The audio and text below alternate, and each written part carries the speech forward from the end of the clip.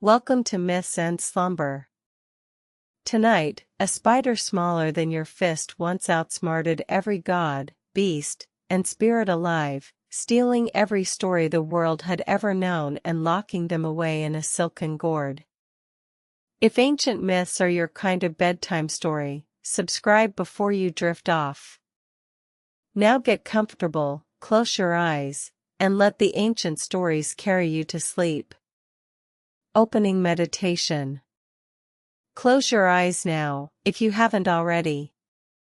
Let your breath slow, just a little. There is no hurry here. No place you need to be. Tonight, we are going somewhere very old. Somewhere before books, before ink, before the first hand pressed against the first cave wall and left its mark. Tonight, we are going to the place where all the world's stories were kept, locked away, guarded, held in a single golden box, and we are going to follow the small, clever creature who dared to ask for them. Part 1: The World Before Stories. There is a question that has lived in the human heart for as long as there have been hearts to hold it. Where do stories come from? Not the words themselves, not the particular arrangements of sound that one person speaks to another in the firelight. But the stories. The deep ones. The ones that explain why the spider builds her web in the corner where the light falls just so. The ones that tell us why the hornbill carries her beak like a burden and why the crocodile slides beneath the water's surface the moment you look directly at him. The ones that say what happens after we close our eyes for the very last time. Where do those stories come from? The Akan people of West Africa, the Ashanti, the Fanti, and their kin, who have lived for thousands of years in what is now Ghana and the Ivory Coast, they have an answer. And the answer begins, as so many answers do, not with a king or a warrior or a great act of strength. It begins with a spider. His name is Anansi. And he is not like any spider you have ever seen. He is small, yes. He is many-legged, yes. He spins his threads in the same way that other spiders do, anchoring one end to a leaf and walking carefully to the next point of attachment, letting the silk unspool behind him in a line so fine you could almost mistake it for light. But inside that small body, behind those many eyes, there is something that no other creature in the world possesses in quite the same measure. There is wit. There is curiosity. There is the kind of intelligence that does not come from size or strength or even wisdom, but from the willingness to see the world as a puzzle, and then to walk slowly around it, looking for the loose thread. Now, before we follow Anansi on his great journey, the journey that would change the world forever, we must understand the world as it was. We must understand what it meant for a world to exist without stories. Imagine, if you can, a world where the sun still rises. Where the rivers still run. Where the baobab trees still stand with their great upturned roots reaching toward the sky as if drinking the light from the heavens down through their ancient bark. The animals still move across the savanna, the elephant with her slow and dignified step, the gazelle with her sudden, startled leaping, the fish-eagle circling above the wide lakes with a patience that looks almost like prayer. Everything moves. Everything breathes. Everything exists. But nothing is explained. When the child asks why the sky turns red at sunset, there is no answer. When the elder sits by the fire and the younger ones gather at his feet and look up with those wide, waiting eyes, he has nothing to give them. Not because he is foolish, and not because the world is empty of meaning. But because meaning, in those long ago days, had not yet been given a shape. It had not yet been made into something that could pass from one mouth to another, from one heart to another, across the long distances of time and sleep and forgetting. The stories existed. Oh, they existed. They had always existed. But they were not here, on the earth, in the mouths of people and animals and trees. They were somewhere else entirely. They were with Niam. Niam, the sky god. The great one who sits above all things, above the clouds, above the rain, above the distant burning stars that people looked up at and wondered about. Niam, whose name in the Akan language carries within it the breath and weight of everything that is divine. Niam, who is sometimes called the giver of light, the eternal one, the one whose eye sees into every corner of the world below. Niam kept all the stories. Every single one of them. He had gathered them long, long before the first human being opened her eyes and looked around at the world in wonder. He had gathered them the way a river gathers water, not by force, not by cleverness, but simply by being the lowest point to which all things naturally flowed. He was the source, and from the source everything had come. And so the stories had come to him, and he had kept them in a carved wooden box, and the box had been bound with golden thread, and the thread had never been touched by any hand but his. And Niam kept the stories close. Not out of cruelty. Not out of pride, or not only out of pride. But because stories are powerful things. They are, in truth, perhaps the most powerful things in any world. A story can make a person weep for someone they have never met. A story can make a coward brave. A story can cross the open water on a boat, travel inland on foot, be whispered in the dark between two people who have not slept, and arrive on the other side of the world still carrying its full weight, still able to move someone to their feet. Stories can outlive their tellers by 1,000 years. They can comfort the dying and inspire the living and make the unbearable bearable. Niam understood all of this. And so the sky god held his stories with both hands, the way a careful person holds something irreplaceable, neither squeezing too tightly nor allowing it to slip. He held them above the earth, in the bright and distant sky, and the world below went on in its beautiful, wordless way, full of life and movement and feeling, but without the thread that connects all those feelings to one another. Without the deep sense of meaning that only a story can provide. The people felt the absence, even if they could not name it. The animals felt it too. There was a hunger in the world, not for food, not for water, but for something less tangible and yet more essential. A hunger for the why. A hunger for the how it came to be. A hunger for the reassurance, which only a story can give, that the things we feel and suffer and love and lose are not random, that they have been felt before, and survived before, and woven into something larger than any single life. Into this world, this beautiful, wordless, hungry world, a spider was walking. And he had been thinking. Anansi, who was old even then, whose age was difficult to measure in any ordinary way, because Anansi exists in a kind of time that does not run in a straight line, Anansi had been watching. He had been watching from his web, which he had spun between two particular branches of a particular tree on the edge of a particular village, and he had been looking at the people and the animals and the great, aching empty space where their stories should have been. And he had come, after a very long time of looking, to a decision. He was going to go and ask Niam for the stories.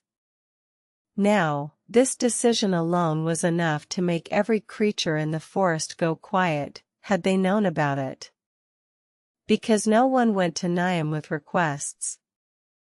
Not because Niam was unkind, he was not. But because Niam was the sky god. He was the source of all things. And the source does not typically give away what it carries. The river does not choose to run dry so that the fields might drink. But Anansi was not thinking about the impossibility of it. Anansi rarely thought about the impossibility of anything. That was, in fact, his greatest gift, the absolute, unclouded belief that every locked door had a key, and that somewhere in the architecture of the problem was the exact shape of its solution, waiting patiently to be found. He began to climb. Part 2, The Spider and the Sky God. There is an old idea, woven into the very fabric of Akan belief, that the world exists on more than one level. Below is the earth, Asacia, the Great Mother, the brown and red and fertile ground beneath every foot and root and sleeping body. Above is the sky, Niam's domain, the bright and distant realm where thunder is born and where lightning is woven into long bolts and then released like arrows toward the earth. And between them, connecting them, is the web of relation, the invisible structure that holds all things in their proper places, the same way a spider's web holds the morning dew in 1,000 perfect spheres without the web itself becoming heavy. Anansi understood this web. He had, in a sense, always been part of it. There are those who say that the spider's web itself is a model of the world, every thread connected to every other thread, every point of intersection a meeting place, every vibration traveling outward in all directions at once. To spin a web is to create a small version of the cosmos. And Anansi had been spinning for a very long time. He began his journey upward on the morning of a day that had no particular name, or rather, a day that would only receive its name later, once there were stories to give days their character.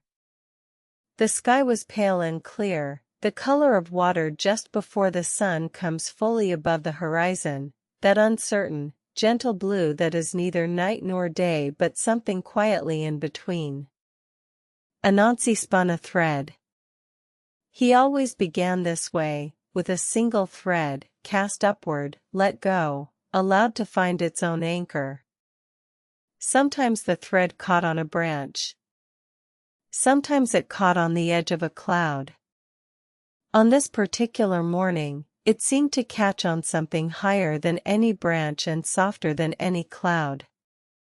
It caught, perhaps, on the edge of Niam's attention. He climbed. The climbing itself took a long time. Anansi was small, and the sky is very high. He passed through the layer of warm air that sits just above the treetops, smelling of green and bark and the slow exhalation of leaves. He passed through the layer of cloud, cool and damp and swirling, turning his silk momentarily translucent, making him invisible to anyone watching from below. He passed through the clear, cold air above the clouds, where the sun was very bright and very close and the world below was entirely hidden. And then he arrived. The realm of Niam is not easily described, or rather, it resists the kinds of descriptions we reach for first. It is not made of gold, although it has a quality of light that resembles gold. It is not made of clouds, although there is a softness to it that clouds carry. It is more like the feeling of a thought that has not yet become a word, expansive and luminous and full of potential, not yet committed to any single shape. Niam himself was present. He was always present, because Niam is everywhere, but in this moment, in the way that matters for our story, he was here, in the place where his attention was gathered, sitting at the center of his realm the way a spider sits at the center of her web. His form was enormous, and yet somehow not frightening. He was the way the deep sky is, vast in a way that makes you feel held rather than small. Anansi stood before the sky god. Or rather, he hung before him, suspended on his single thread, his 8 legs arranged with perfect dignity, his eyes bright and calm and full of that particular intelligence that is his alone. "I have," said Anansi, simply. There was a pause. Niam looked at the small spider on his thread, and the spider looked back at the great sky god, and between them was the enormous silence of all the words that had not yet been said. "You have come to ask for something," said Niam. It was not a question. "I have come to ask for all the world's stories," said Anansi. Now, here is the moment that every elder who has ever told this story pauses and looks at the young faces around the fire. Because what happens next is not what most people expect. It is not outrage. It is not a blast of divine thunder that sends the spider tumbling back down through the clouds. It is not a long, icy silence followed by a refusal delivered with the weight of a mountain. What Niam does is, he laughs. It is a rich, deep, genuine laugh, the kind that comes from real surprise, from the delight of encountering something that has never happened before. Because in all of Niam's long existence, and it was very long, longer than any number could hold, no creature had ever come to him with this request. Not the elephant, whose power was legendary. Not the lion, whose courage was beyond question. Not any of the great kings of the earth who commanded armies and built cities. None of them had ever thought to climb up to the sky and simply ask. Only this small spider. And Niam, being divine, could see something in Anansi's composure that lesser observers might have missed. He could see the earnestness behind the audacity. He could see that Anansi was not asking out of greed or out of the desire for power. He was asking because he genuinely believed the world needed what Niam was holding. And in that belief, there was something almost tender. Many great and powerful beings have wanted what you are asking for, Niam said. Kings and warriors and creatures far larger and stronger than you. None of them have received it. What makes you think I would give it to you, Anansi, the spider? I don't know that you will, said Anansi, honestly. But I thought I should ask. Another pause. Another long, measuring look from the sky god, as if he were reading something written in the spider's silk, in the quality of his patience, in the steadiness of his 8 eyes. I will give you the stories, said Niam at last. If you can bring me what I ask. Anansi said nothing. He waited.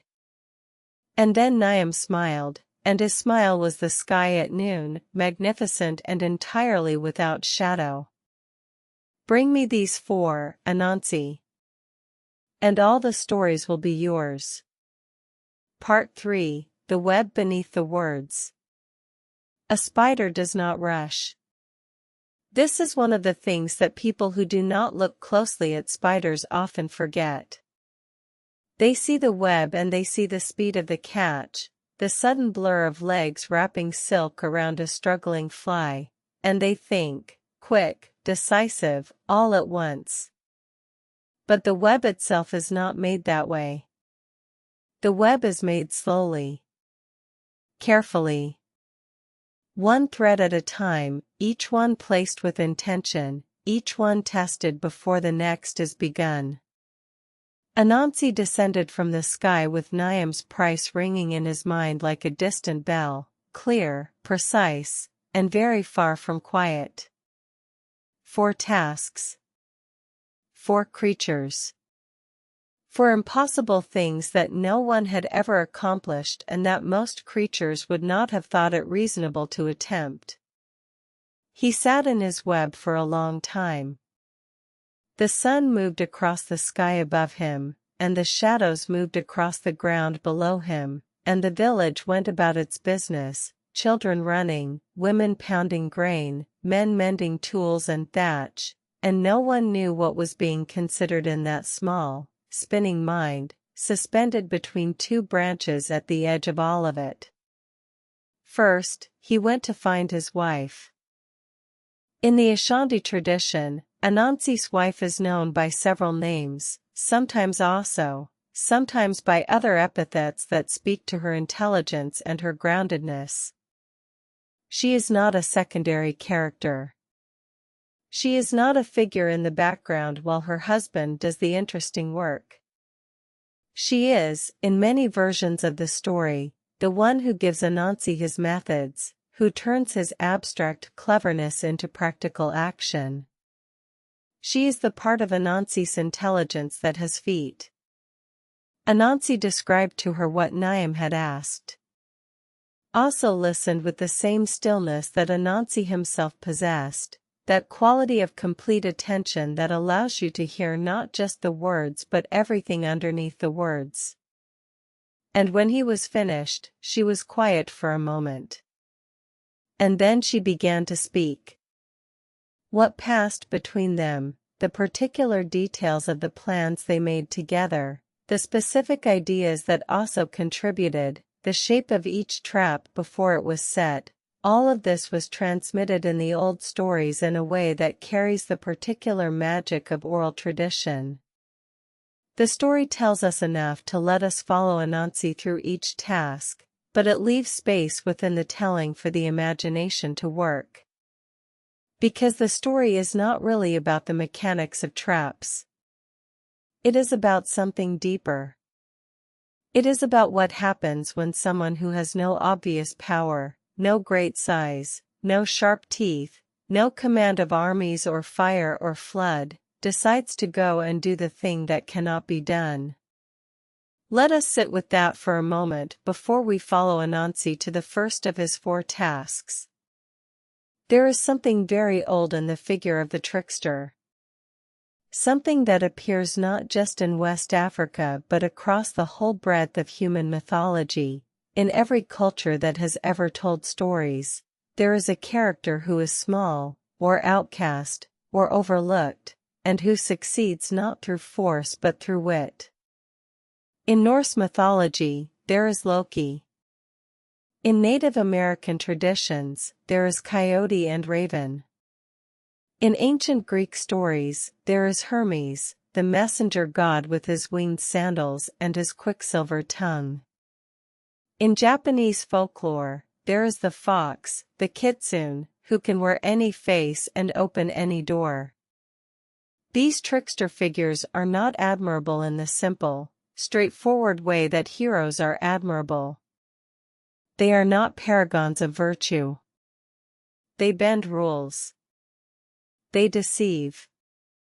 They manipulate situations to their advantage with a cheerfulness that can make the moralist uncomfortable. And yet they are beloved. They are among the most beloved figures in the entire landscape of human storytelling. Why? Perhaps because the trickster represents something that most of us carry quietly and privately, the suspicion that intelligence, properly applied, can move the unmovable. The hope that cleverness is not inferior to strength but is, in its own way, a kind of power that the powerful do not always see coming. The trickster is the hope of the small against the large, the poor against the rich, the disenfranchised against the entrenched. He is the dream that the world can be rearranged by someone who has no right to rearrange it, except the right that comes from being willing to try. And Anansi is, in many ways, the greatest trickster of them all. Because his stories did not stay in one place. They traveled. The Akan people were caught up in the devastating currents of the Atlantic slave trade, carried from the coast of West Africa across the ocean to the Caribbean, to South America, to the southern colonies of North America. And they brought Anansi with them. In Jamaica, he became Anansi. In other parts of the Caribbean, he kept his name or wore it in different ways. He wove himself into new traditions, took on new shapes, and continued to do what he had always done, find the loose thread in the fabric of the impossible and pull it gently, steadily, until something gave. But we are not there yet.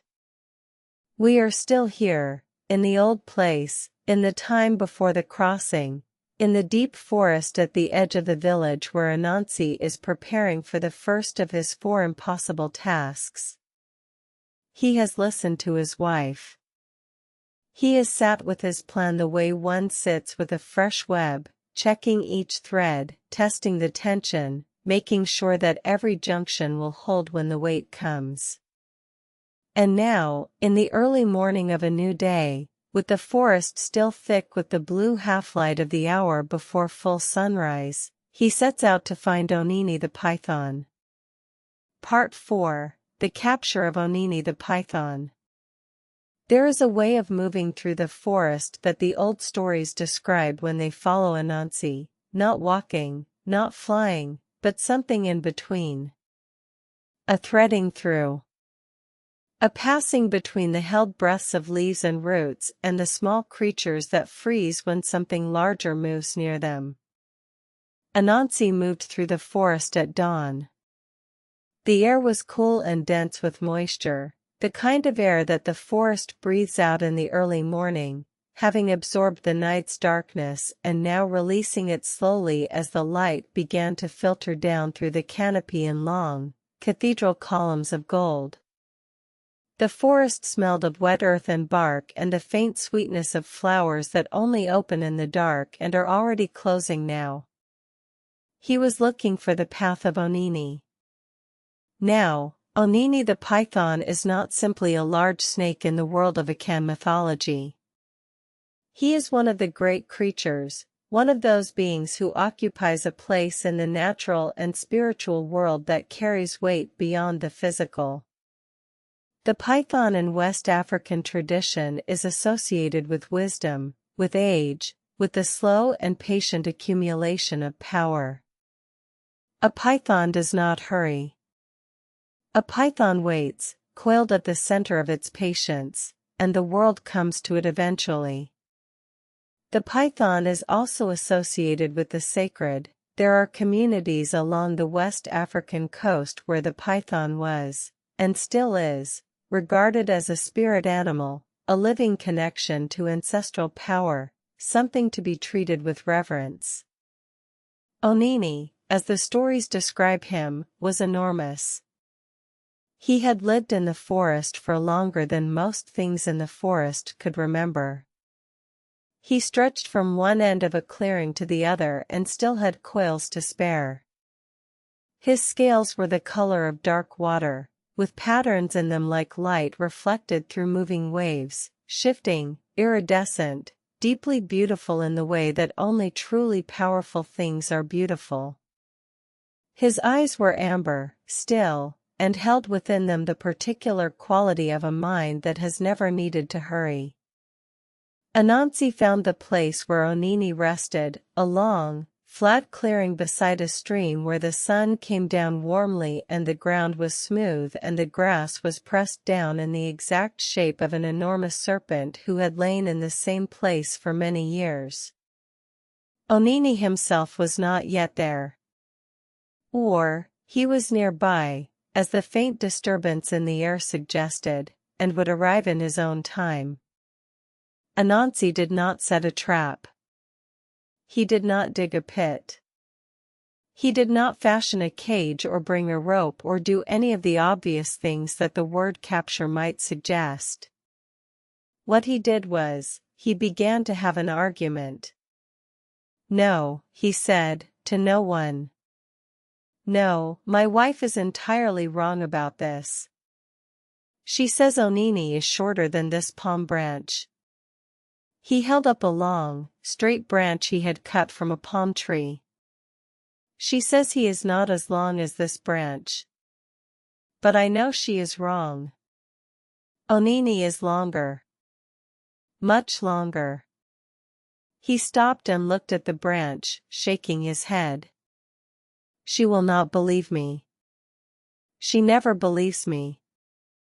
She insists the branch is longer. Women.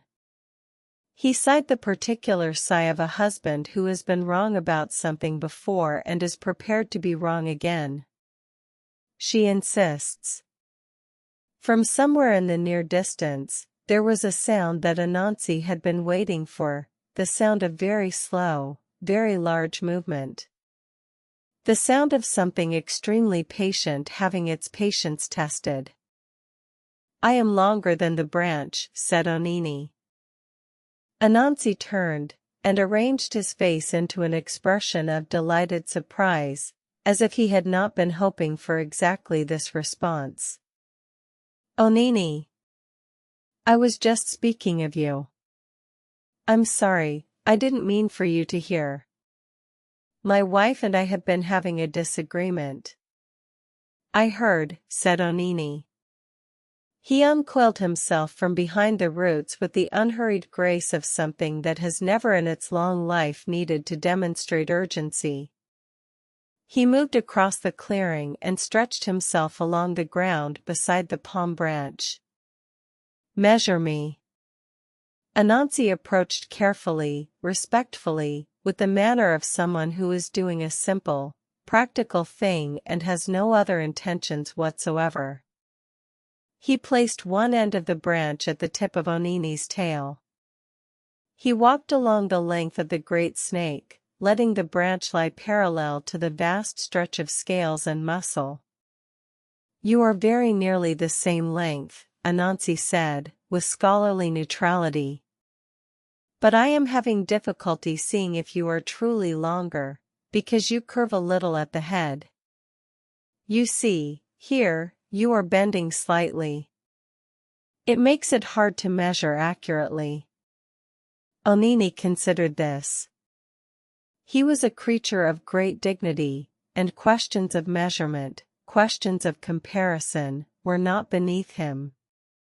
They were, in fact, the kind of thing a creature of his standing took seriously. Straighten me, said Onini. Tie me to the branch so that I lie straight, and then measure. Are you sure, said Anansi, with precisely the right degree of hesitation. I wouldn't want to. Tie me, said the python. And so Anansi took his silk, long, strong, patient silk, spun from his own body over many hours and wound carefully before he left his web that morning, and he began at the tail and worked his way up, wrapping Onini to the palm branch in even, careful loops, the way you would lash a precious object to a straight piece of wood to carry it safely over a long distance. Onini lay still. He lay still the way only something very ancient and very confident can lie still, with a stillness that feels chosen, not forced, the stillness of a creature that has decided to permit this. He watched the spider work with those amber eyes, calm and unblinking, and he did not feel the silk tightening until it had tightened completely. And then, and this is the moment, Anansi tied the last knot. There was a silence in the clearing. The birds had stopped, as birds sometimes do when something enormous shifts. The stream made its small, indifferent sound. The palm branch, the very ordinary palm branch that Anansi had cut that morning and carried through the forest, held the great python completely immobilized. Onini was still for a long moment. And then he made a sound, not of rage, not of humiliation, but something more complex. Something that in a human face would have looked like the expression of someone who has just realized they underestimated something they should not have underestimated. Not shame. Not defeat. But a kind of unwilling respect. You are clever, Spider, said Onini. Thank you, said Anansi. Truly. Would you like to come and meet the sky god? And he carried the great python up out of the forest and sent him on his way to Niam's realm, one thread at a time. Part 5, The Capture of Mabaro the Hornets. Not all of Anansi's tasks required him to speak with his quarry first. Some required only observation, and patience, and the willingness to use the simplest tool available in a way that no one had thought to use it before. The hornets of the forest in the Ashanti world are not simple insects. Mabaro, the hornets, are a collective. They move together, think together in that particular, distributed way of colonial creatures, and what they experience together they respond to together. A single hornet is a small thing, easy enough to avoid or outrun. But Mabaro together, Mabaro as a mass, as a swarm, as the cloud of buzzing, furious, armored life that they become when disturbed, is something entirely different. A creature, in a sense, made of smaller creatures, whose total character is different from the character of any one of its parts. Mabaro were known in the forest for being impossible to capture. You could not net them, they would find every gap. You could not trap them with food, they were not drawn by hunger in the way that larger animals are. You could not frighten them, they were the things that frightened others. And you could not, in any ordinary physical way, force them to go where they did not wish to go. Anansi walked through the forest until he found their nest. The nest of Mabaro was an extraordinary thing, a gray paper globe the size of a large melon, hanging from a high branch in a tree that stood at the forest's edge. It was built from wood fiber that the hornets had chewed and shaped and dried, layer upon layer, over many seasons, until it was both extremely strong and filled with thousands of small, perfect chambers. From the outside, it looked still. But the sound it made, the low, continuous vibration of thousands of bodies in motion, the hum of a whole nation of small lives, was something you felt in your bones before you heard it with your ears.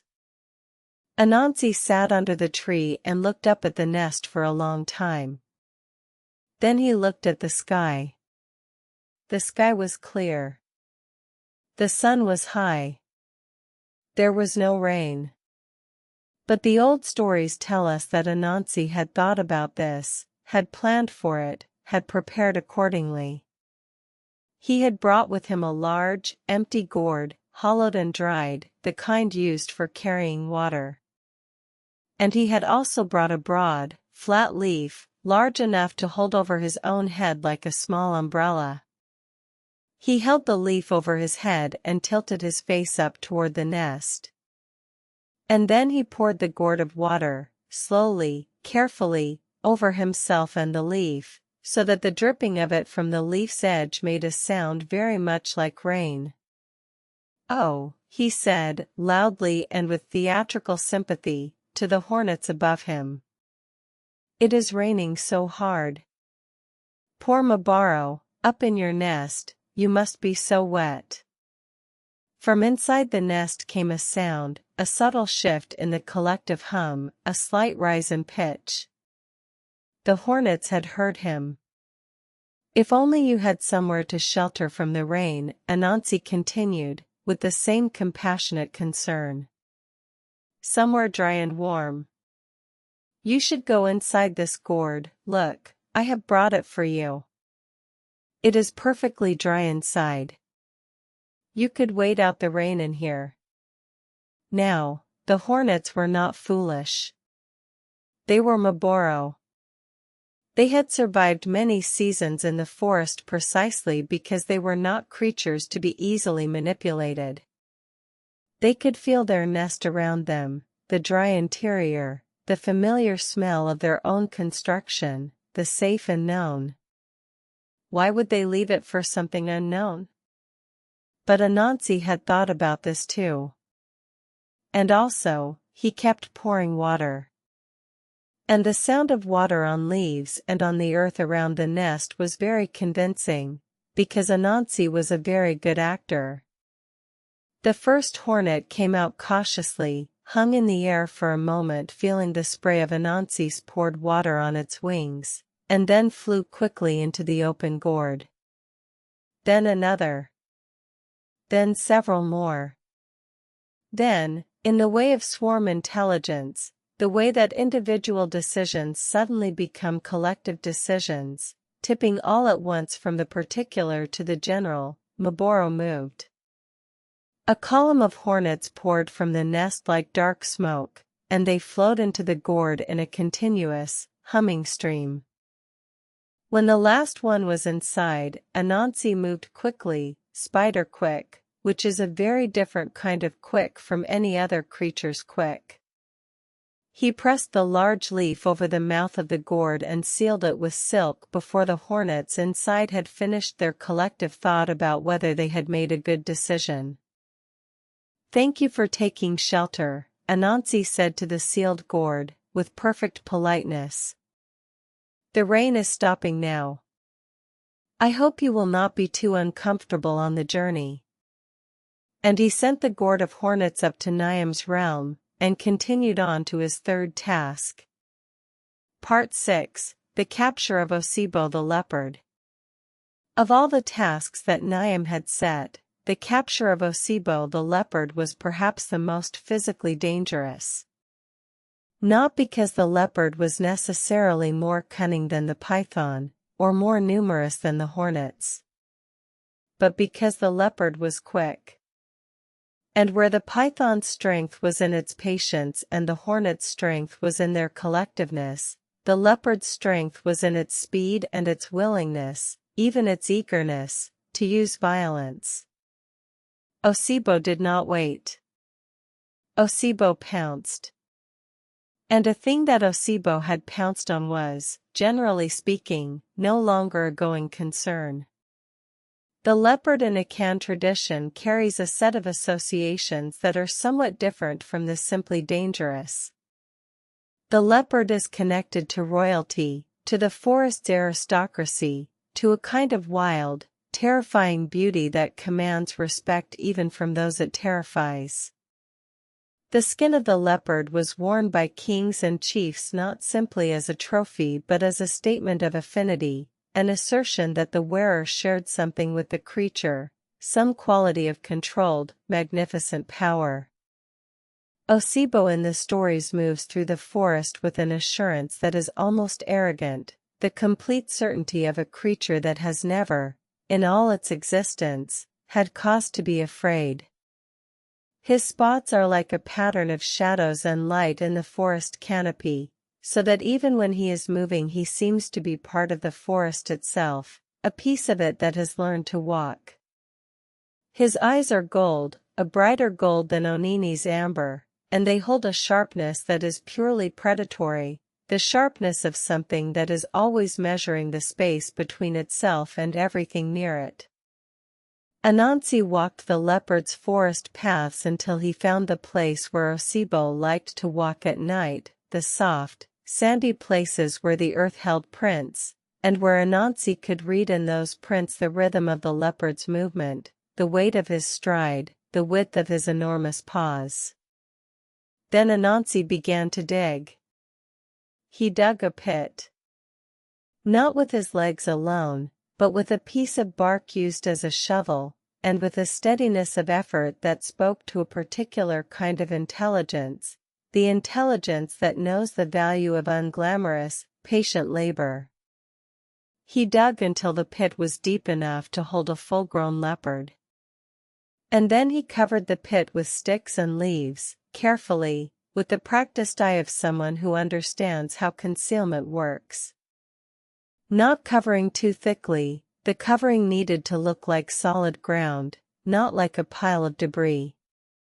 Not covering too thinly, the surface needed to hold its shape until the weight came down on it. And then he went away. And he waited in his web, which he had strung between two branches nearby, and he let the night come, and let the forest settle into its nighttime self, the sounds different, deeper, the shadows thicker, the whole atmosphere shifted into the mode of creatures who are most alive in darkness. He heard Osibo before he saw him. The leopard moved, as leopards do, with almost no sound. But almost no sound is not the same as no sound, and Anansi's ears, his entire body, vibrating on his silk threads, could detect the faint pressure change of something large moving nearby, the tiny adjustments in the air that a body makes simply by existing and displacing.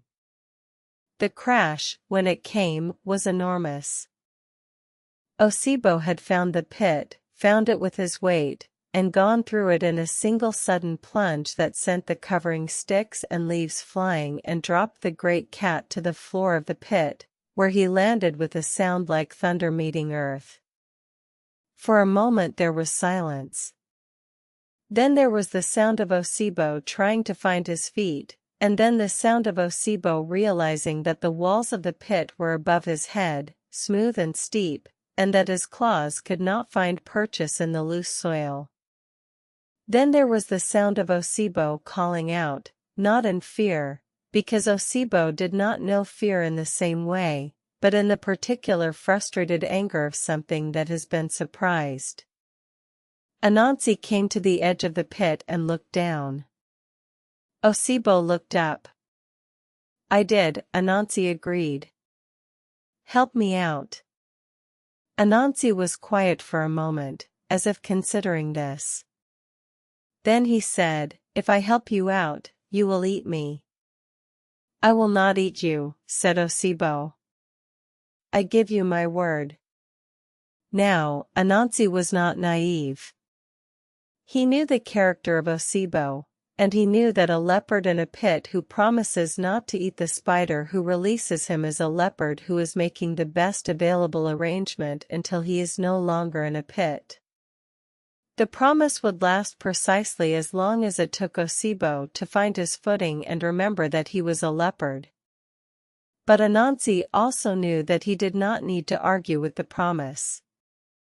He only needed to manage the logistics of the situation. I'll try, said Anansi. Wait there. He cut two young, flexible saplings at the forest's edge, and he bent them over the pit in an arch, tying their tops together with his silk. Then he threw down a loop of silk to Osibo. Hold on to this with your teeth, he said. I'll pull. Osibo bit down on the silk loop, and Anansi, high above him on the bent saplings, began to pull. And as the leopard came upward, caught in the loop of silk, Anansi bound him swiftly, wrapping more silk around the great spotted body, loop after loop, moving with a speed and a certainty that came from having planned this part very carefully indeed. By the time Osibo's paws touched the ground above the pit, he was entirely wrapped, rendered immobile, bound from nose to tail in spider silk stronger than it had any business being. Osibo lay on the earth and breathed through his nose, which was the only part of him that was not wrapped. His eyes, above the silk, burned with that particular gold fury. He had been deceived. He, Osibo, the leopard, the forest's king, had been deceived by a spider the size of his smallest toe. You are clever, said Osibo, after a long and extremely charged silence. You are the third one to say so, said Anansi. Thank you. And he prepared to send the bound leopard on his way to the sky god. Part 7, The Finding of Moesha the Fairy. There is a different quality of difficulty in the fourth task. The python, the hornets, the leopard, all of these were creatures of the physical world. Enormous, powerful, dangerous, yes. but findable. They had territories, and paths, and places where they regularly appeared. They could be anticipated and therefore, with enough cleverness, could be met. Moesha was not like that. In Akan tradition, Moesha, the fairy, the forest spirit, the small and ancient being who moves in the places where the forest is darkest and oldest, is a creature that exists partially outside the physical world. She appears in the stories and in the beliefs of the Ashanti people as something genuinely uncanny, genuinely belonging to a category of existence that is different from the visible, touchable, measurable world of animals and people. Moesha is described as small, smaller even than Anansi, or at least appearing so, though size and Moesha are not quite the same kind of thing that size is for ordinary beings. She has feet that face backward.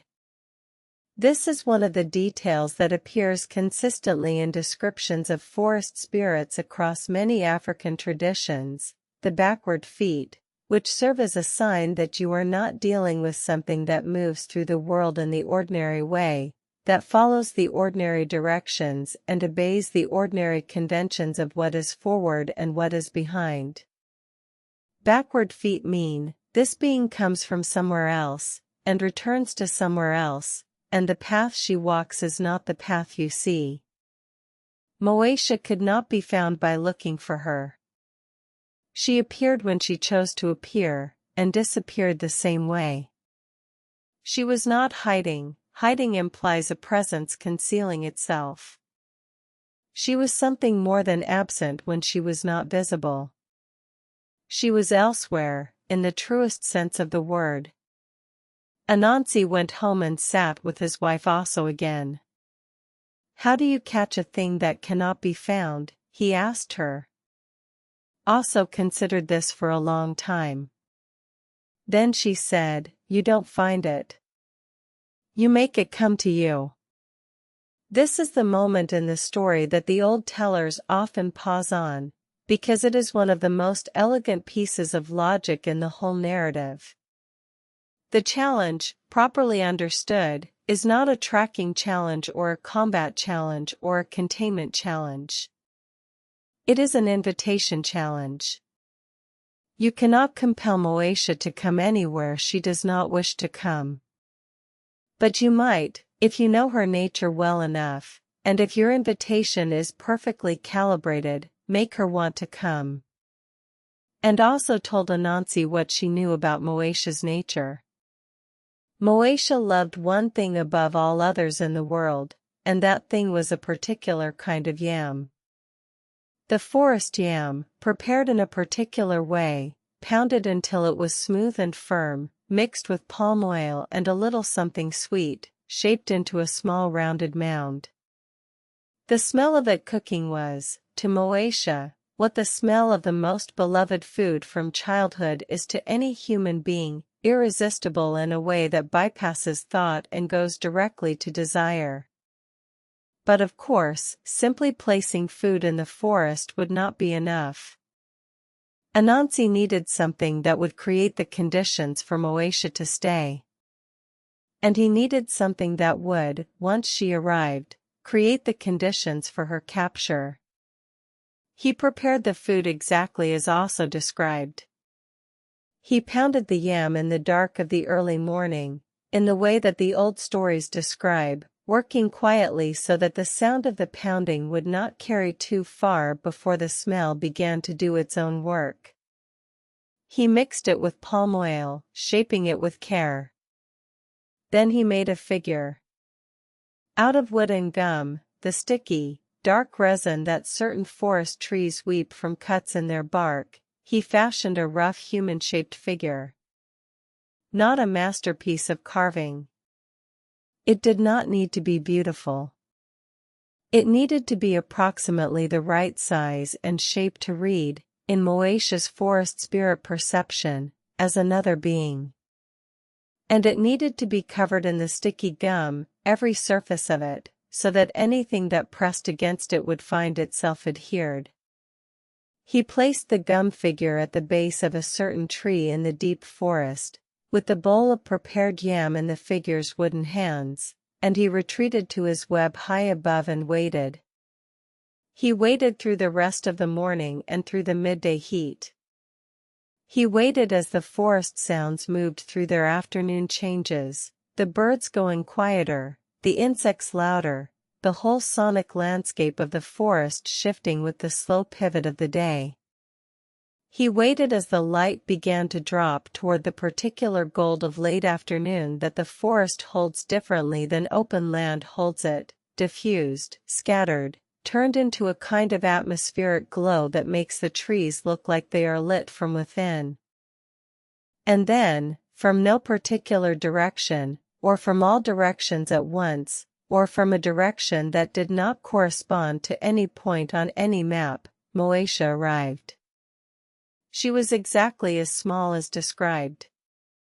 She was exactly as strange, the backward feet, the quality of motion that did not quite match the laws of how bodies usually move through space, the sense of looking at something that was partly in this world and partly somewhere else entirely, existing at the border of the visible the way a candle flame exists at the border of solid and light. She saw the food.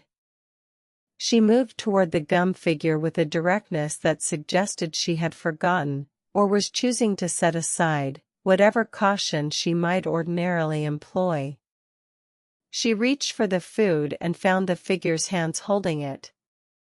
She took the food and reached for the figure to thank it, because Moesha, in the traditions of the Ashanti, had certain social conventions. She reached out to touch the figure in acknowledgement. Her hand stuck. She pulled. The hand did not come free. She pushed with her other hand, and that stuck too. She pushed against the figure with her shoulder, and became more entangled. She pushed with her feet, and then she was entirely adhered, arms, feet, the whole small forest spirit body held in the web of the sticky gum figure the way an insect is held in the web of a spider. Anansi descended from his web. He came down quietly, carefully, with that profound respect that the story always asks him to show toward every creature he captures. He never laughs at them. He never gloats. There is in Anansi, even in his trickery, a genuine regard for the things he is tricking, a recognition that he is dealing with beings of power and dignity, and that his cleverness does not diminish their greatness. It only, in this particular moment, allows him to do what needs to be done. Moesha, he said softly. You have been caught. The forest spirit was very still. Her eyes, which were the color of things that grow in deep darkness, the color of roots and deep water, looked at him with an expression that was difficult to read, as the expressions of spirits always are.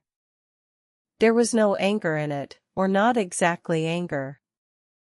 There was a quality of having been surprised by something that has not surprised her in a very long time.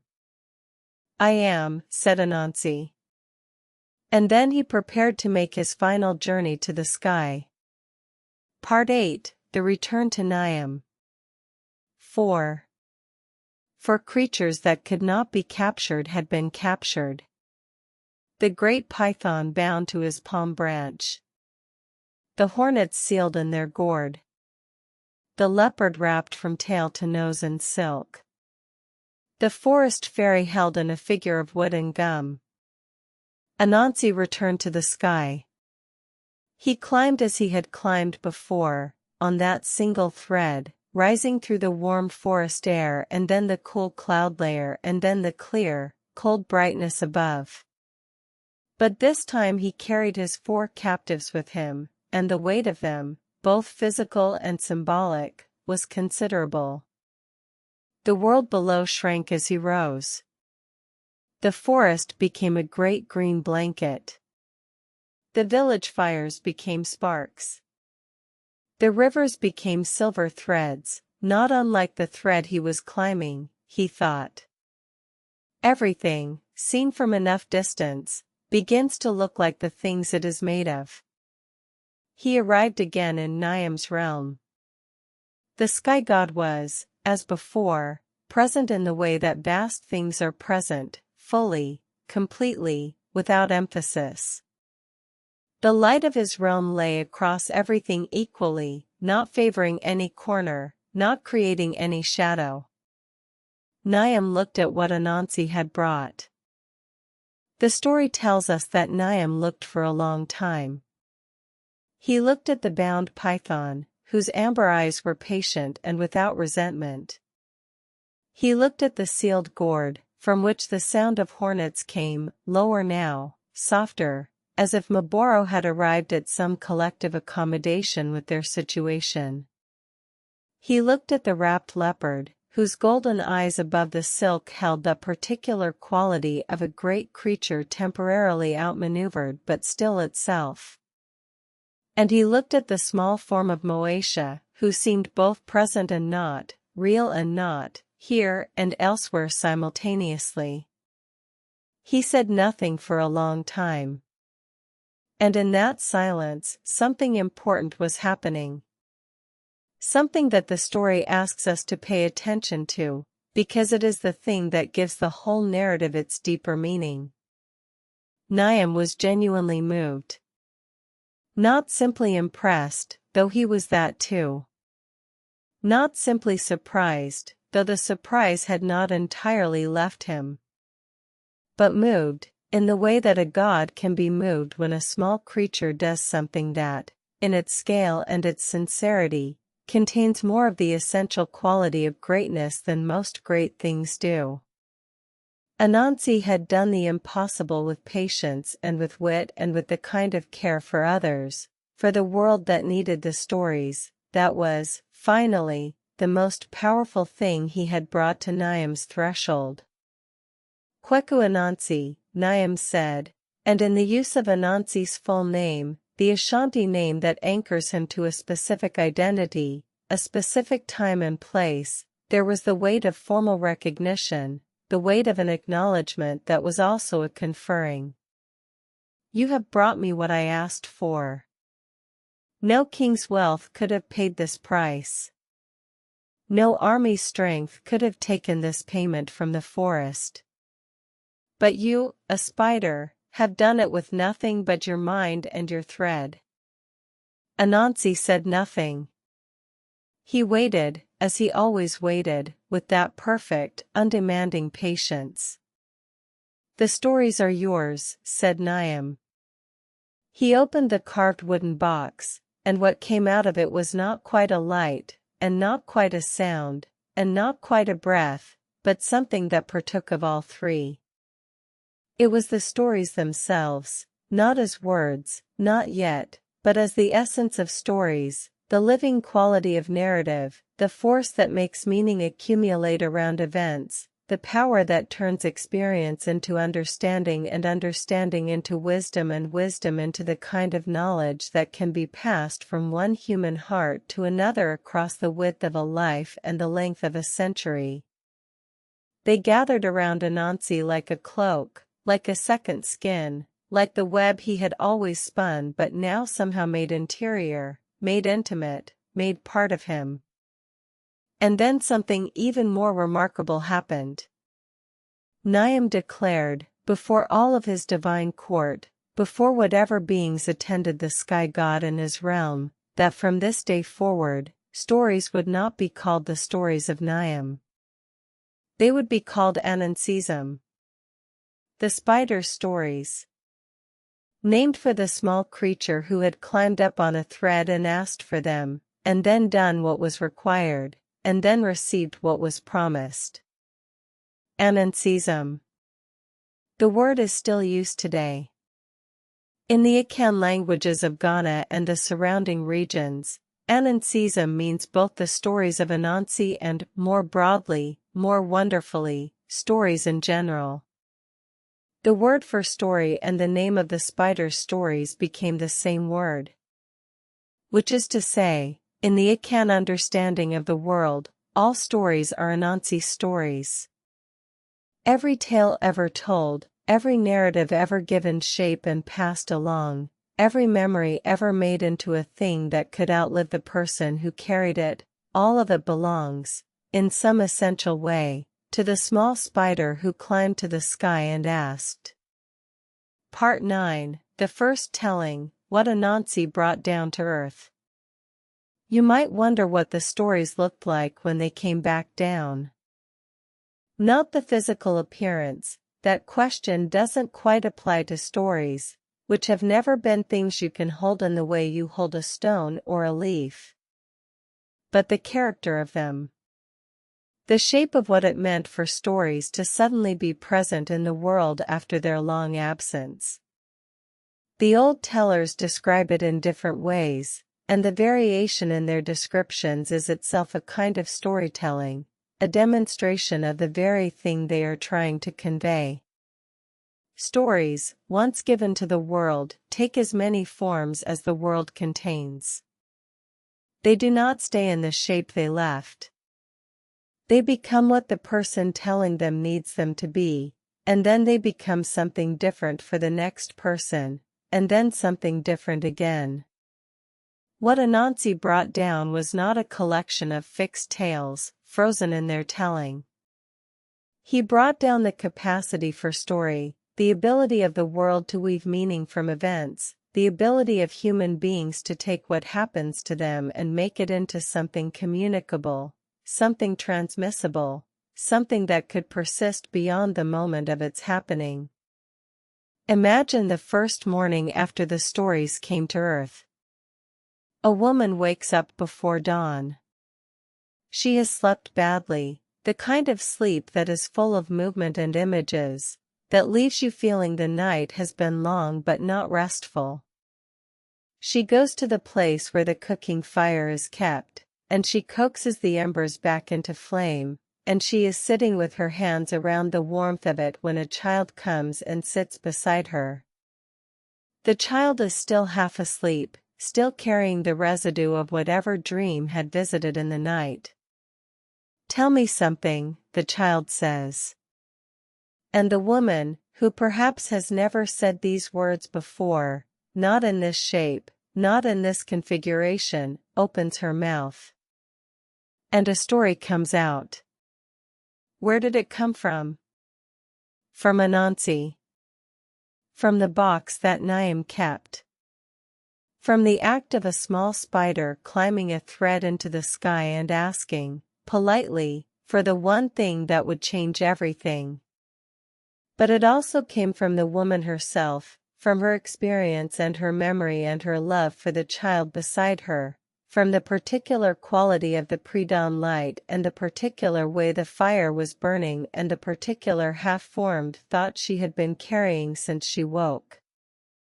This is the miracle of Anansi's gift. The stories he brought were not like fixed objects that could be taken out and used and put back. They were generative, they were seeds, not stones. Every telling made new stories. Every new story could be told and retold and changed and given new meanings, until the original seed and the thousandth flower were both equally real, equally alive, and no longer separable from each other. There is a particular story that is told about the early days of the stories, a story about what it was like to be in a village when the power of narrative was new. It says that the first storytellers did not know they were storytellers. They discovered it the way you discover a talent you have always had but never been given the occasion to use. A young man, telling his companion about something that happened during the hunt, found himself elaborating, not lying, but reaching for the details that would make his companion feel it rather than just know it. An old woman, asked about the old country, found herself describing it not simply as a place but as a living thing, as a landscape with a character, a history with a feeling, a community of people who were not just names but presences. And the people who heard these first stories, The companions who had never heard anything quite like them before, felt something new. Something that was deeply pleasurable and also deeply important. They felt the sense of being accompanied. Of being less alone. Of understanding, through someone else's description of their experience, something about their own that they had not been able to articulate. This is the oldest function of story, and it is the function that has never changed. Long before stories were entertainment, before they were art, before they were the vehicle for complex theology or political instruction or cultural transmission, they were this, the experience of someone saying to someone else, "I was there, it was like this is what it felt like." And the other person receiving it and thinking, "Yes, I know. I have felt that too." Anansi understood this. He understood it the way a spider understands the architecture of the space it inhabits, not analytically, not theoretically, but practically, viscerally, in the body. He knew that the stories he had brought down would do this work. That they would reach into the place in every human chest where the loneliness lives and ease it, just a little, with the knowledge that whatever they were experiencing had also been experienced, had also been survived, had also been found worthy of being told. And in bringing the stories down, in making himself the vessel through which they entered the world, Anansi did something else as well. He demonstrated what the stories themselves had always been saying, that size does not determine capacity, that power is not a property of the body, that the world's most consequential acts are sometimes done by the most unlikely actors, traveling on the thinnest threads. Part 10, The Many Faces of Anansi, the Living Trickster. The story of Anansi did not end with his return from the sky. In truth, and this is one of the things that makes Anansi so different from so many mythological figures, his story has never ended. He is not a figure of the distant past who lived and acted and then was gone, leaving behind only the impression of his having existed. He is a living tradition. A presence that has moved through the centuries, that has crossed the ocean, that has adapted and changed and taken new shapes in new worlds without ever losing the essential quality of what it is. Let us sit with this for a moment. The Atlantic slave trade, that vast and terrible movement of human beings taken from their homes on the west coast of Africa and transported in conditions of almost unimaginable brutality across the ocean to work on plantations in the Americas, was, among its many devastating consequences, the most geographically extensive transmission of a cultural tradition in human history. The people who were taken, Akan among them, along with many other peoples, could not take their land with them. They could not take their villages, their sacred places, their material culture, their social structures. Almost everything that had given their lives shape and meaning was torn away. But they could take their stories. And they did. In the holds of the ships, in the terrible Middle Passage, in the first disorienting and devastating days on foreign soil, the stories were told. In the languages that were being preserved even as everything else was being stripped away, in the fragments of cultural continuity that survived the crossing, Anansi survived. In Jamaica, he became Anansi, still the spider, still the trickster, still the small and clever figure who found the loose thread in every impossible situation. But Anansi in Jamaica was also something the original Anansi had perhaps not needed to be so explicitly. He was a figure of resistance. He was the embodiment of the survival strategy of the powerless against the powerful, the use of wit and indirection and the deliberate performance of smallness in order to maneuver within a system that could not be confronted directly. The enslaved peoples of Jamaica and the Caribbean could not fight their enslavers openly and win. Not at first. Not in the earliest, most brutal years. But they could tell Anansi stories, and in the telling, they could practice, collectively, communally, in the relative safety of the story, the kind of thinking that keeps small things alive in the presence of large things that wish to destroy them. They could celebrate the spider who tricked the leopard. They could laugh at the powerful brought low by cleverness. They could, in the safety of the metaphor, rehearse the knowledge that power is not permanent and that the spider's thread, for all its fineness, has a tensile strength that surprises. This is the deepest function of the trickster figure in contexts of oppression and subjugation. The trickster is not just entertainment. He is a way of knowing, a way of understanding and communicating the nature of the power structures one inhabits, and a way of imagining, however tentatively, their circumvention. In the American South, the Br'er Rabbit stories, told among enslaved Black Americans in the plantation era, carry a very similar energy to the Anansi stories. The small, quick, clever rabbit who outmaneuvers the larger, slower, more powerful bear and fox. There are scholars who have traced a direct genealogical line from Anansi through the Caribbean versions of the trickster spider to Br'er Rabbit, a transformation of the spider into the rabbit that accompanied the movement of people and stories across the geography of the Atlantic world. And beyond the Americas, Anansi has continued to travel. In the 20th and 21st centuries, he has appeared in novels and comic books and films and television programs, most notably, perhaps, in the work of author Neil Gaiman, whose novel American Gods and whose novella Anansi Boys placed the spider trickster in the landscape of modern America, still spinning his webs, still seeing the loose threads that others miss, still demonstrating that cleverness applied with patience and care is one of the most powerful forces in any world. In Gaiman's telling, Anansi, going by the name Mr. Nancy, wearing a broad-brimmed hat and a suit of magnificent colors, is still himself. Still the one who takes the stories of suffering and transforms them into something that can be endured. Still the one who, when confronted with the impossible, asks, "But what is the loose thread?"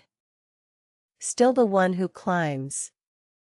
The persistence of Anansi across centuries and continents and radical cultural transformations is itself a kind of story, a meta-narrative about the nature of mythological figures and their relationship to the communities that carry them. A myth that survives is not simply a pleasant story that people liked and kept telling. A myth that survives is one that does something essential, that performs a function so central to human experience that no displacement, no rupture, no amount of time can make that function obsolete. What function does Anansi perform? He tells us that the small can survive in the world of the large. That cleverness is a form of power. That the ability to see the world clearly, to understand its structures, its vanities, its predictable patterns, is not just intellectually satisfying but practically useful. That someone who appears to have nothing, no size, no armies, no wealth, no divine thunder at their disposal, can still, with enough patience and enough wit and enough willingness to try, go to the sky god and come back with everything. This is not a small thing to tell the world. This is, in fact, one of the most radical and sustaining things a story has ever said. Part 11, The Nature of the Spider's Web, What the Stories Mean. Let us stay, for a little longer, in the world that the story has made. We have followed Anansi through his tasks, and we have watched him receive the stories, And we have followed the stories out of Africa and across the ocean and into the long centuries of their transformation. Continue from part 11 exactly where it was left off, without repeating anything already written. But there is still something we have not fully looked at. Something that lives inside the story itself, not in its plot, not in its characters, but in its structure, in its shape, in the particular way it is built. Think about what the story of Anansi and the stories is actually doing. It is a story about the origin of stories. Which means it is a story that contains within itself the very thing it is describing. It is a story that justifies its own existence by existing. Every time someone tells the story of how Anansi got the stories, they are performing the very act that the story describes. They are enacting Anansi's gift, demonstrating its reality, proving by the act of telling that the telling works. This quality, a story that is about storytelling, is one of the deepest forms of human narrative. It appears in cultures all over the world, not because people borrowed it from one another but because it is one of the fundamental shapes that the human mind reaches for when it tries to understand something truly important. When something matters very much, we make a story about it. And when story itself matters, when we want to honor the activity of narrative, to explain why we do it and why it counts, we make a story about story.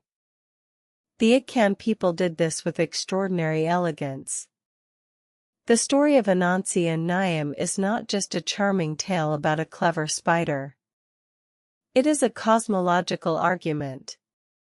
It is saying something specific and serious about the nature of the world, that meaning is not automatic, that it must be sought, that it must be earned through difficult tasks, and that the earning of it changes not just the one who sought it but the whole world through which the seeking moved. Before Anansi climbed to the sky, the world had things in it.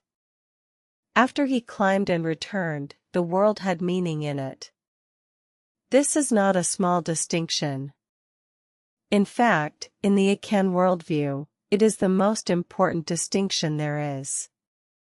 A world full of things with no meaning is a world that cannot be fully inhabited. People can survive in such a world, they can eat and breathe and move and feel, but they cannot truly live in it, cannot make it into a home, cannot pass it along to their children in a form that carries within it the accumulated understanding of every generation that came before. Story is the technology of meaning. And Anansi was its inventor, or rather, its discoverer, its liberator, the one who went and found it where it was being held and brought it back to where it was needed. There is another layer to this that the Akan tradition carries very consciously, the relationship between the story and the community. In the traditional telling of Anansism, the spider's stories, there is a particular ritual frame that marks the beginning and the end of the storytelling session. The storyteller calls out a phrase, and the audience calls back. The call and response establishes that what is about to happen is a shared event, not a performance that one person gives and others receive passively, but a collaborative act in which everyone present is a participant. The audience is not passive. They respond, they contribute, they shape the story through their reactions in real time. This is one of the ways in which oral storytelling is fundamentally different from written storytelling. A book can be read alone, in silence, in the middle of the night with no one else present. The story lives in the book and waits for the reader to come to it, and when the reader is gone, it waits again. But an oral story is something that happens between people. It requires a teller and a listener as its minimum unit of existence. And in the most alive forms of oral tradition, in the firelight telling, in the community gathering, in the call and response frame, it requires a whole community, everyone present and responding, everyone helping to hold the story in the air between them. Anansi's stories were, and are, that kind of story. They were designed to be shared. They were given to the world, not to any individual. This is one of the reasons why Anansi himself is not a private figure. He does not belong to a single family or lineage or cult. He belongs to everyone. He is the trickster of the public square, the storyteller of the whole community, the figure who sits at the intersection of every thread in the web and serves the whole fabric. The web is not incidental to Anansi's story. It is, in a sense, the story's deepest symbol. A web is a structure of connections. It is made of individual threads, each one beginning and ending at specific points, each one serving a specific structural purpose. But the web is not any single thread, it is the relationship between all the threads, the way they hold each other in tension, the way the integrity of any one part depends on the integrity of the whole. Stories are like this. A single story is beautiful and meaningful on its own. But what stories do in a community, what the whole web of stories does, all of them together, cross-referencing and echoing and commenting on one another, is create something much larger than any individual narrative. It creates a shared world. A common imaginative space in which people who have never met can nonetheless recognize each other, can speak to each other across time and distance, can understand each other's experiences and grief and joy and confusion. This is what Anansi gave the world. Not just a set of tales. A web. And a web, by its nature, can grow. It can extend to new anchor points. It can accommodate new threads without losing its structure. It can survive damage to individual threads because the whole distributes the weight that no single thread could bear. When the Akan people were taken across the ocean and everything was taken from them, everything except what they carried in their minds and their hearts, the web held. It stretched across the Atlantic. It found new anchor points in new soil. It accommodated new threads, the experiences and the grief and the hard-won wisdom of the crossing and the plantation, without losing the essential pattern. And the pattern, recognized from both ends of the ocean, was the thing that kept the community's sense of itself alive. This is not metaphor. This is not merely a beautiful way of talking about something that has a more prosaic explanation. The transmission of the Anansi tradition across the Atlantic slave trade is one of the most documented and studied examples of cultural survival under conditions of extreme repression in the historical record.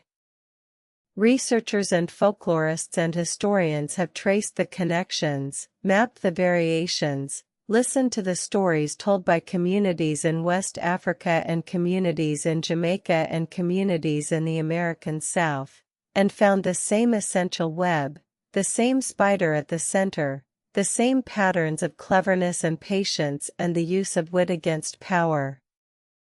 Anansi survived because the people who carried him survived. And the people who carried him survived, in part, because they had Anansi. There is a conversation that happens in some tellings of the Anansi story, a conversation between the spider and a young person who wants to understand how the trickster does what he does. How he catches things that cannot be caught.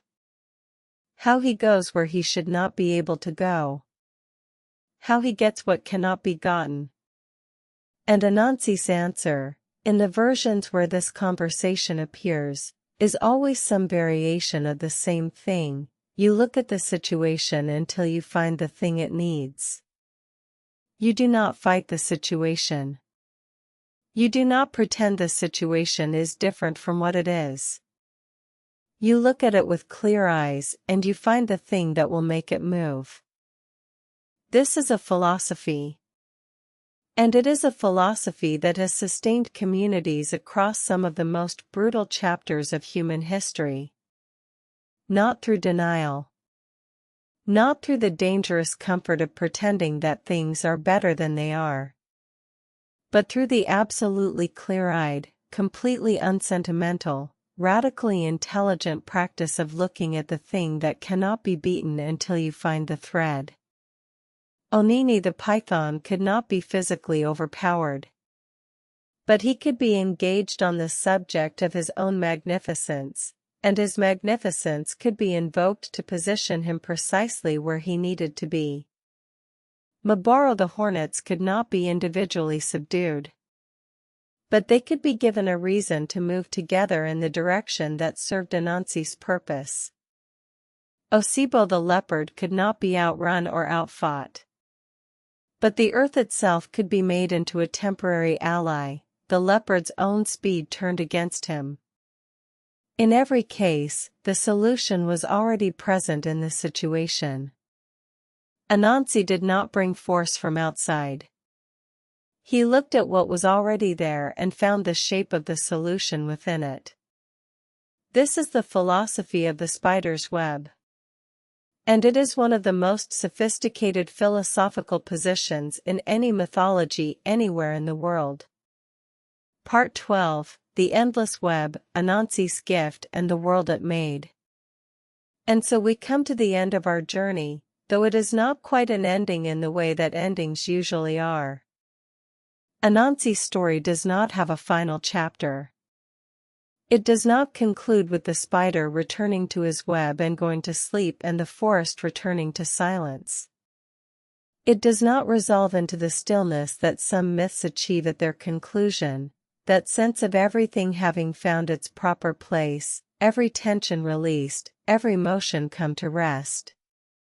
It opens, instead. That is what the gift of stories does. It is not a door that closes. It is a door that opens into a space so large that it has no walls, that extends in every direction, that contains within it all the worlds that have ever been imagined by every mind that ever sat in the dark and tried to make sense of the light. The carved box that Niam had kept, the box of golden thread, the repository of all the world's stories, was not emptied when he gave it to Anansi. Or rather, it was emptied and immediately refilled, because the nature of stories is that they are generative. Give away a story and you do not have less. The person who receives it has a story, and you still have the story, and now the world has two stories where before it had one. And when the person who received it tells it to someone else, the world has three. And so on, and on, and on, in a proliferation that has no theoretical limit. This is one of the things that makes stories genuinely different from most things of value in the physical world. A bowl of grain, shared, is reduced. A piece of cloth, divided, is smaller. A territory, partitioned, shrinks. But a story, shared, is not diminished. It is multiplied.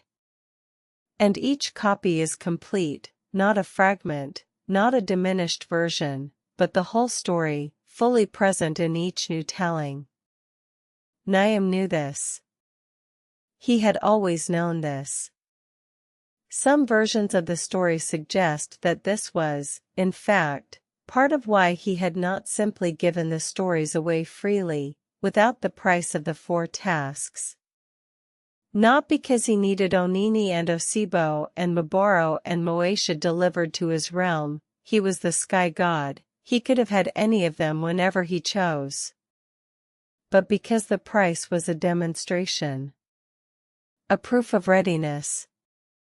By completing the 4 tasks, Anansi showed that he understood something essential about the nature of the thing he was asking for. Stories must be earned.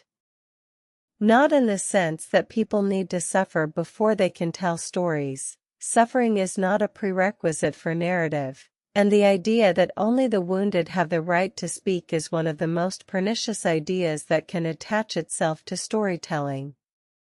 But stories must be engaged with seriously. They must be gone after with full attention and real effort and the willingness to be changed by the seeking. They are not passive things that sit in a box and wait. They are alive, and they demand aliveness in return. Anansi's 4 tasks were, in this reading, a form of education. Each task required him to understand something deeply, not just about the particular creature he was capturing, but about the nature of the power and dignity that creature represented. He could not catch Onini without understanding what it means to be a creature of ancient pride. He could not catch Mabaro without understanding what it means to be a collective intelligence, a being whose decisions are not individual but distributed. He could not catch Osibo without understanding the architecture of speed and certainty and how certainty, unexamined, becomes vulnerability. He could not catch Moesha without understanding what it means to invite rather than pursue, to create the conditions for meeting rather than forcing the encounter. These are lessons in storytelling. A storyteller must understand pride, must understand the particular way that a powerful being relates to its own power, in order to tell stories that feel true about power. A storyteller must understand collective experience, the way that a community thinks and feels and decides, in order to tell stories that resonate for communities rather than just for individuals. A storyteller must understand the vulnerability that lies inside certainty, in order to tell stories that are honest about the hidden costs of strength. And a storyteller must understand invitation, must understand that the best stories do not force themselves on their audience but create the conditions in which the audience moves toward them willingly, drawn by something they cannot quite name until they arrive.